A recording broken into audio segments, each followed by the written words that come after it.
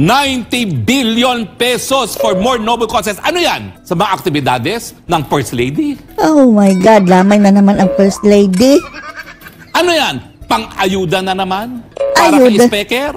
Jesus Christ. Mamatay sana kayo lahat ng mga Grabe, galit na galit na si Robin. lumalamon ng pondo na nakalaan para sa kalusugan ng mga mahihirap na mga Pilipino. Wow, wow. Napakalaking kabalastugan na naman po ang nangyari sa PhilHealth. Sangayon po sa batas na ating isinulong, lahat ng pondo po ng PhilHealth, lahat po yan dapat i-google para sa benepisyo ng mga miyembro. O, ng mga miyembro, dahil tayo ang nagbabayad eh. Tapos dumoble na nga ang bayarin, di ba? Ang problema noon ng PhilHealth, kulang ang pondo. Kaya kakaunti lamang ang kanyang benepisyo na naibibigay. Kunti lang ang kaltas.